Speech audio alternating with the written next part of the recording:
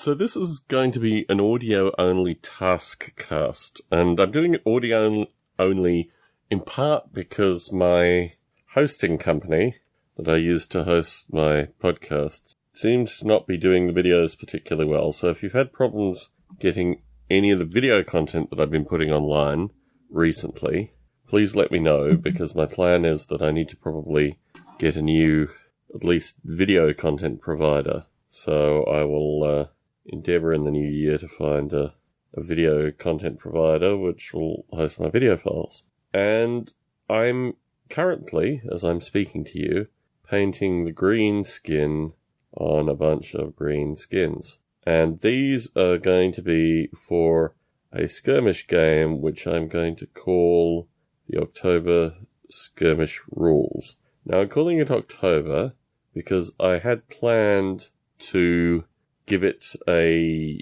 numerical name, and the numerical name is attached to a few things which are pretty omnipresent in my life. But in doing that, I thought, well, this might be a security concern, as these numbers relate to a lot of interesting and curious stuff in my life and seem to constantly crop up, but at the same point probably not worth actually putting out in any public form. So instead, I'm going to call it the October Skirmish Rules, and it will cover basically any kind of medieval, Dark Age, ancient combat, and also fantasy as well. So it has a lot of coverage, and it is primarily, well, the stuff I'm painting currently are orcs, very heavily armoured orcs, I need to point out, and also dwarves. So these are the two groups that come from Heartbreaker miniatures, or Heartbreak miniatures, that come from the mid-90s, but I have a lot of them because I backed the Kickstarter for them, and the Kickstarter for them made a whole lot of these figures in resin. In fact, you might remember from a podcast when I was talking about how it was always a horrible thing when you backed a Kickstarter and you got back resin. Well, these were these figures. So I've done quite a bit of work on these figures already. I've uniformly sprayed them. I've done a few base coats. They're going to basically be of a similar standard to the orcs versus humans. They might have a little bit more colour, a little bit more, well, more colours, let me say, but they're going to be painted to a similar standard. I'm not an expert painter in any way, shape or form. And the aim was also to provide them for video battles. They have to be really kind of 3 colour, although these will probably be about 5 colour tabletop quality. And the aim there is just to give enough detail so someone who's watching a video can say, yes, definitely they're orcs. And that's basically the level of detail that I'm looking to attain with them. So not hugely detailed painting, but at least that they will be obvious versus the dwarves. Now let's talk a little bit about the October Skirmish Rules. The October Skirmish Rules are intended to be focused around leadership, movement, and morale primarily. So a lot of rules have, a number of other components to them, but I think what interests me in particular, the skirmish rules that model these principles. In particular because I think the nature, so visually, I'm not sure, I think I probably posted photographs to the Facebook group at least of how many models I'm doing. Maybe, I don't know, maybe I put a video up, I can't recall. Welcome to my life. But we're dealing with probably 30 aside skirmish rules in general. That seems to be roughly the number that I'm painting per side. And that is a good number as well. Now, I'm going to start the battles as I do in terms of rule writing, just working with 5 to 10 miniatures at most and just experimenting with the various sides. But the aim is to create something that is very easy to play and primarily relates to measurements. Now, because they're skirmish rules, I haven't really thought too much about whether they will also have body points. I'm very interested in using not different rules, but different tables for different kinds of weapons. So one of the great flaws that I see in a lot of these games is that they don't accurately represent the distinction between, for example, using a bladed weapon like a sword versus a blunt force weapon like a warhammer. against chainmail cloth and plate mail armor. So these are the kinds of thoughts that I'm running with associated with how these rules are going to be slightly different. Now, I also think what's interesting here, this is the first serious Greenskin, I mean, not necessarily Greenskin-centric, but certainly starting off with Greenskins rule system that I'm putting out. I mean, Orcs versus Humans, it's just basically that they're models rather than actually specifically Orcish rules around them. But I wanted to illustrate that you don't have to put animosity or any of these other kinds of things into it. You can actually have very interesting games just realizing the Orcs as being lumbering, but distinctly different to Dwarves, for example, associated with morale checks and these kind of things. The need to be part of a clan, clan may be the wrong term, the need to be part of a large group, and the importance of group dynamics, even for incredibly, large lumbering creatures as these Orcs are. That, I think, is an interesting factor, and will certainly play into this rule system.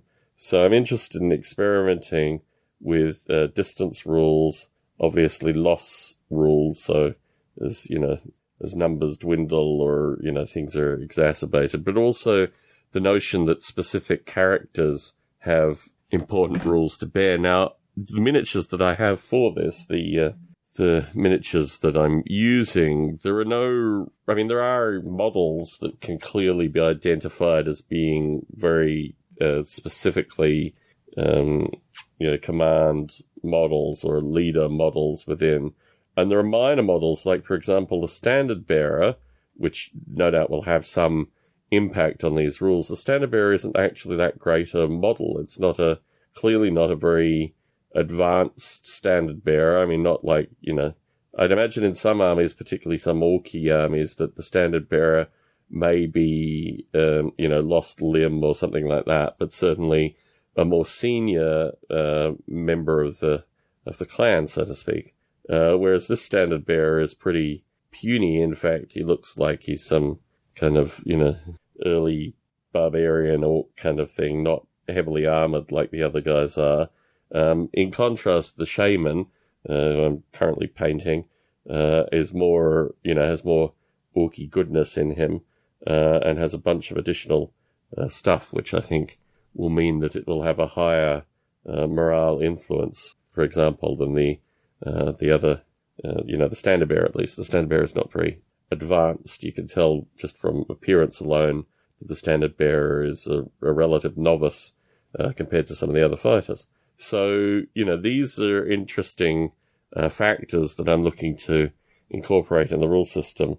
So we'll see how that plays out early on.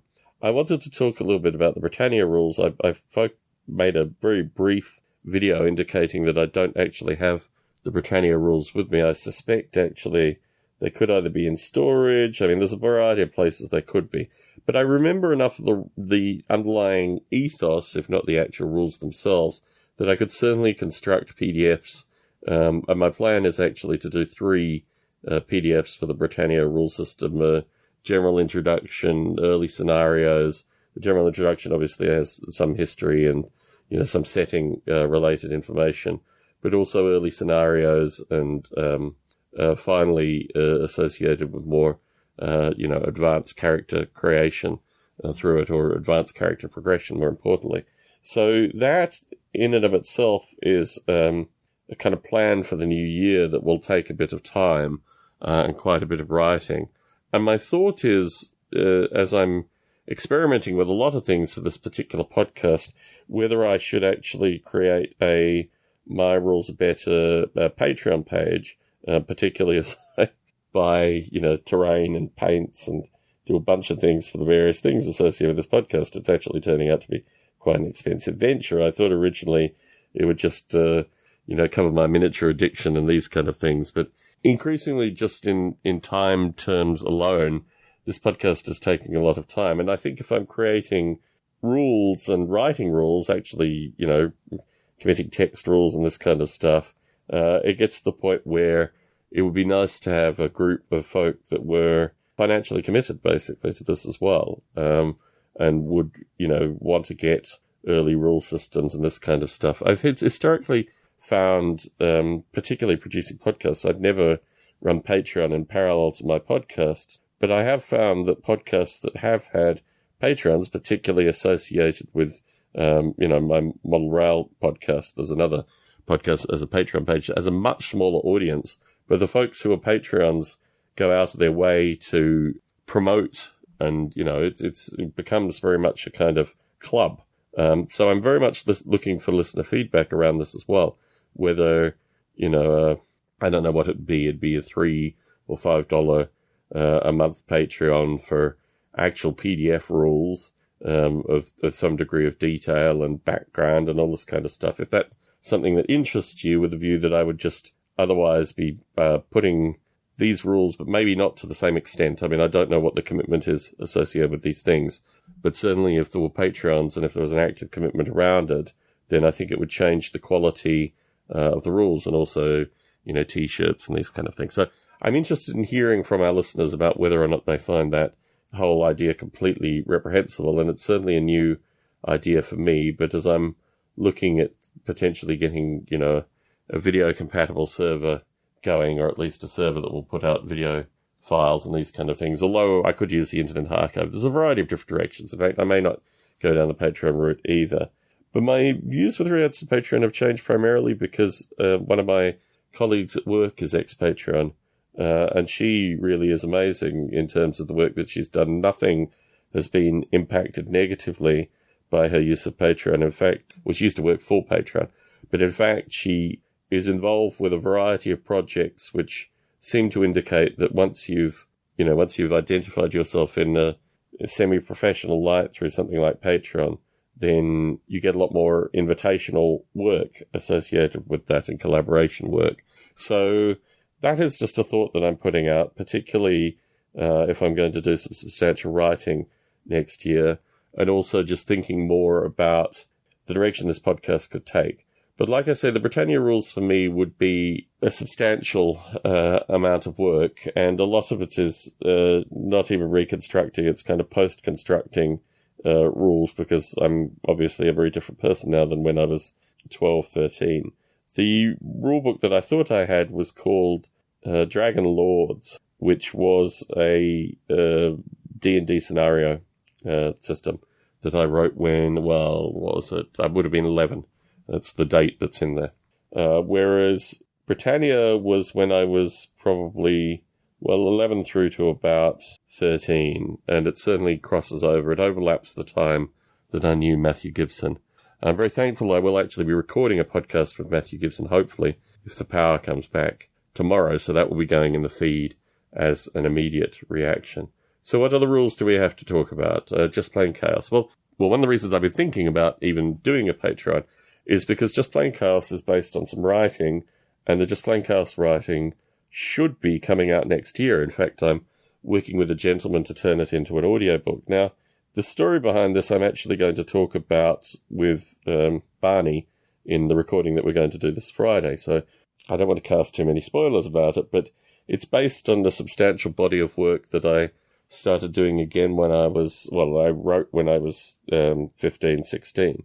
And that work was connected to writing now where, I might as well give you the background, and I can talk about it with greater detail with Barney on Friday if we get to talking to it. I think we'll have a lot of topics. But I had a childhood friend. He was the friend whose family sent him white dwarfs and, introduced me directly to Games Workshop. He was a long-time friend of mine, and unfortunately he is no longer my friend.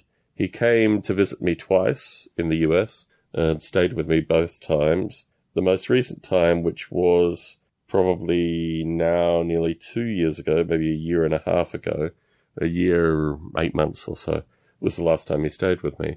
And that was the time where basically we decided to part company or no longer be friends. He's just a miserable alcoholic. That's the sum total of it. He broke a bunch of stuff while he was here. I mean, when he stayed with us 2-3 years prior, he wasn't an easy house guest without question. He was just a lot better than he was last time, and he stayed with us for I don't know, maybe a couple or 3 weeks last time, and it was just absolutely horrible. Anyway, he and I were childhood friends, and like I said, he was very big. I mean, he was basically my primary player for a lot of my games, particularly in my later teenage years. But part of the nature of his stay with me a year and change ago, year and 8 months ago, was that he, I don't even know how one would say it, he voiced a very negative view that a large portion of my work infringed, his claim was infringed his intellectual property rights, which is just absolutely and utterly insane. But, you know, having not done anything, he said that I shouldn't be doing anything where even, you know, there are characters like him. Well, so that's an interesting situation. For me, it's relatively easy because a lot of the stuff in the original work, which is called Field of Chaos, and is still available, you can buy it in various places. His character in Field of Chaos wasn't a particularly impactful character. He really had a very limited role in my life, aside from being an introduction in some regard to a certain group of people. He really, you know, wasn't a positive influence in my life even then. I mean, he's never really been a positive influence in my life. So, just playing Chaos. I mean, the timing of this, actually, when I started playing the rules at work of the rule system that I put in the feed here, I still called it Field of Chaos, and he was actually going to play the first series of games because he was in town then. So when we decided to part ways, and I told him before we parted ways that I wasn't going to continue to promote anything with him in it if he didn't want me to. I mean, I know, you know, the whole thing was rather strange, but I said, well, that's fine. Anyway, so it then became Just Plain Chaos, but Just Plain Chaos actually is a different work, and it relates to a lot of information very differently. So my view is that Just Plain Chaos as a thing needs a body of writing associated with it, because Field of Chaos had a body of writing and Just Plain Chaos doesn't. So for the past, 8 months, I have written a good portion of the work. I still have a few sections to finish, and it's the historical origins of Just Plain Chaos. So that I hope to get out and record as an audiobook, although I won't be recording it. I have a gentleman with an American accent to record it. Will come out next year, with some luck. And the ability to have a Patreon associated with this thing means that I will feel better, or at least gated in some way with regards to getting some of that content out, even though I've obviously put the Just Plain Chaos rules into the feed, into the public domain effectively. So, you know, I'm obviously allowing for that as well. But just the nature of this work and the volume of it and this kind of stuff. Now, all this stuff used to be on Wikipedia as well. I had thanks to years of putting out audio podcasts about a variety of topics, I had a group of folk that maintained pages on my work on Wikipedia. Now, all that has been expunged, and I might talk with Barney about that if he raises it, but that in and of itself is a curious story. So I have all this stuff that is coming up that actually relates to relatively substantial bodies of work and historical bodies of work that will be coming out within the next year, I would hope. And that is worth talking about. And Just Plain Chaos, as seen kind of in the feed, is the conclusion to that work, or at least one conclusion to that work. One of my frustrations with the earlier work was that there was no way to have a coherent, you know, movement from the original writing through to the new setting. But thankfully, in doing a complete rewrite and not being bound to the prior constraints, it's a very different thing now. So that in and of itself is an interesting part of this. So what other work, what other things are coming up next year? So my hope is also to get some World War II figures. I've ordered some independently from North Star that will hopefully come maybe in a similar time frame to the Black Tree Design figures. I'm not really sure when I should expect the Black Tree Design figures to arrive. The Black Tree Design ones are Dark Age figures. So my hope is to create some skirmish rules, the October Skirmish rules, put them into the feed, either through the Patreon or just put them into the feed through people getting them in the feed. With fantasy, primarily orcs and dwarves, and the distinctions that I've seen between orcs and dwarves are multifold. The things that I like about orcs is their kind of brutal nature, their mass form, but also I think they have a kind of childish interactive component, which is very good if you want to write leadership rules. Dwarves, however, are a completely different creature. They move slowly, obviously. They have more kind of wisdom, runes, these kind of things. I think they hold ground a lot better than orcs do.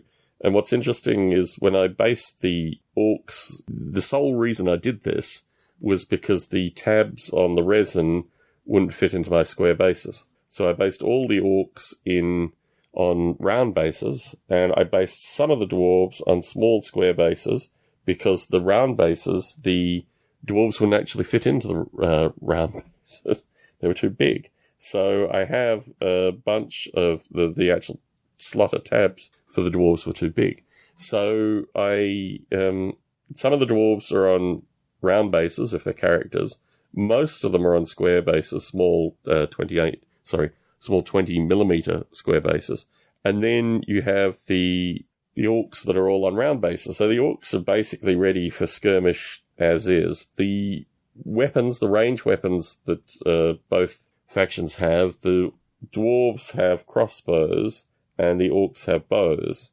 And I think the whole interaction of weapons and these kind of things, it's all very interesting. It gives a lot of potential for a lot of different rules to be experimented with. So I'm really looking forward to getting that started. I think certainly in terms of the rate that I'm painting, I should have something decent for when I get back from Australia and can start filming through that.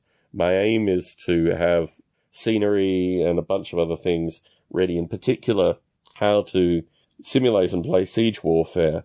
So I'm really very excited for the October Skirmish rules to come together, just as a means of, testing a bunch of different ideas that I have, kind of play testing them through the rules.